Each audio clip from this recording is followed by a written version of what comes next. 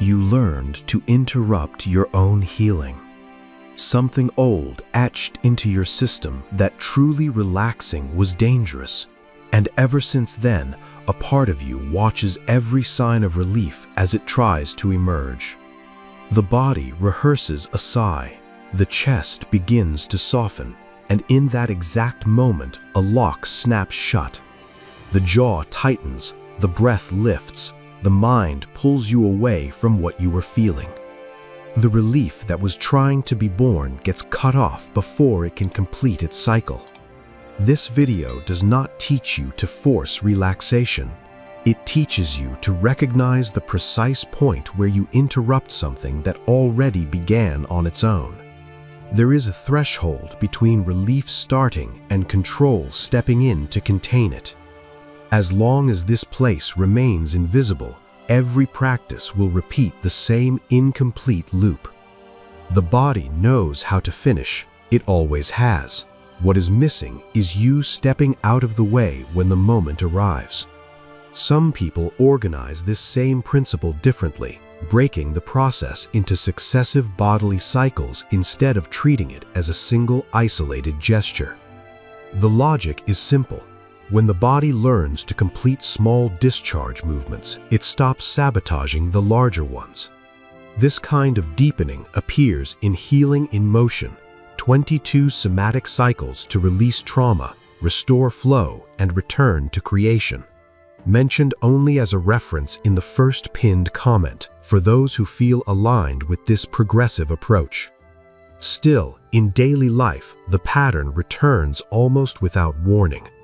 You find yourself trying deeper breathing, guided meditations, stretches before sleep.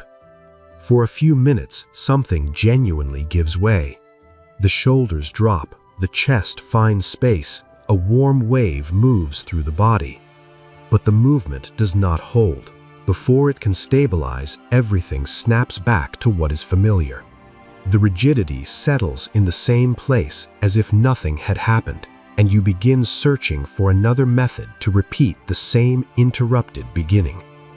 The ancients spoke of the body as a temple, but a temple is not only violated by external invasion, it closes from within when something learns that opening its doors brings danger. This is the wound no technique reaches on its own, the reflex that locks the gate at the exact moment relief tries to pass through. You do not need more force to push the door open. You need to recognize why your own hands keep holding it shut every time it starts to give. Neuroscience today can name this mechanism with precision. There is a part of the nervous system that decides, before any conscious thought, whether the environment allows letting go. When this reading learned in the past that lowering your guard meant risk, it continues to veto relaxation even decades later. The veto shows up in the body before it becomes a feeling. The tongue presses against the roof of the mouth. The eyes lock onto a fixed point. The solar plexus hardens. These are the marks of an old guardian still protecting you from a threat that no longer exists. What happens inside you is a cycle that never completes. The nervous system initiates a discharge, a subtle tremor, a yawn, an impulse to move the hips. And before this movement can fulfill its function, something in you hits the brakes. The energy that needed to leave gets trapped halfway. The body records this interruption as unfinished business and keeps trying day after day to restart the same process you do not allow to finish. This lock does not live in a specific muscle. It lives in the space between feeling relief arrive and allowing it to stay. When relaxation begins, your system reads this change as a loss of control. The shoulders that were dropping rise again. The breath that was settling into the abdomen climbs back into the chest. The gaze that was soft fixes onto a point. All of this happens in fractions of a second, too fast for the mind to notice, slow enough for the body to register it as yet another unkept promise. What you feel in your life now carries this imprint. Sleep that never stabilizes, vigilance that does not soften even in safe environments, distrust of your own organism. You doubt your body because it seems to always fail. But the body does not fail. It initiates, you interrupt. And what remains is the feeling that something is fundamentally broken. The practice that follows will not fix anything because nothing is broken. It will teach you to stay present at the moment relief appears, so that this time the cycle can complete. Find a position where your body can exist without extra effort. This is not about correct posture or an ideal shape. You can be sitting, lying down, or standing with the knees softly unlocked. What matters here is not external alignment, but the end of the inner struggle against gravity. Allow your weight to be received by whatever is supporting you, the chair, the floor, the bed.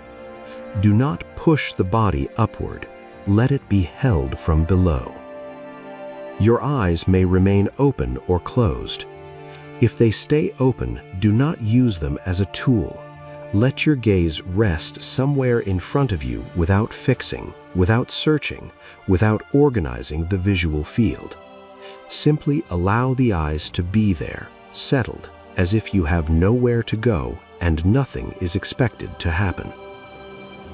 Now, without moving your head, allow only your eyes to begin sliding slowly to one side. Do not go to the limit.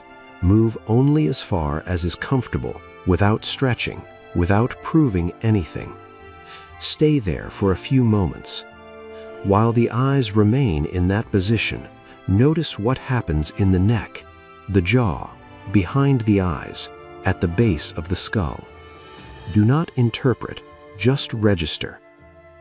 Then let the eyes return to center with extreme slowness, as if moving through something dense and viscous, without hurry. When they arrive at the center, allow a small pause. Then repeat the movement to the other side with the same slowness, the same quiet listening. This simple gesture informs the nervous system that there is no urgency.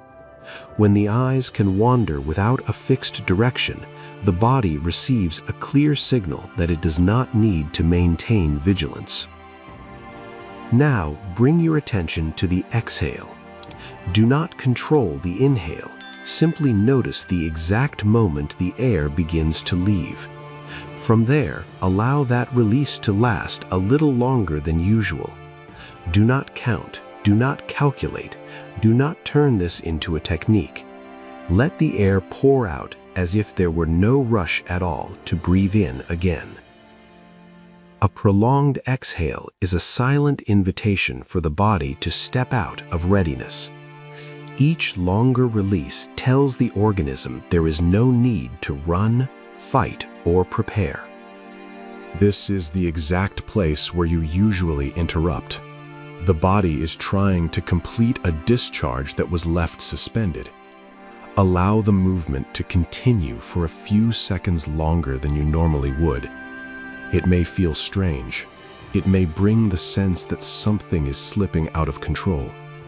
Nothing is wrong. The body does not need your correction now. It only needs you to stay out of the way. Bring one hand to the center of the chest or to the lower belly, wherever it feels more natural. This touch is not a corrective action. It is not meant to provoke anything. It is simply an anchor of presence while the body works on its own. You may notice warmth under the palm.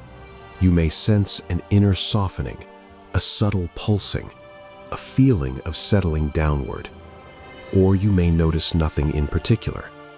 All of this is valid. What matters is that you remain here, present, while the cycle tries to complete itself without being crossed by the urge to control. Stay like this for a few more moments. If the mind pulls you into thoughts, simply acknowledge it and return to the sensation of the hand on the body, to the weight of the air leaving, to any subtle movement that wants to continue. This is the threshold where most people leave. It is the moment when relief begins to approach and something old tries to close the door. Stay a little longer, not because it is comfortable, but because every second you remain teaches the nervous system that it can finish what it starts. When you sense that something has settled or that the body has reached a quieter place, let the hand lower slowly. Do not come back all at once.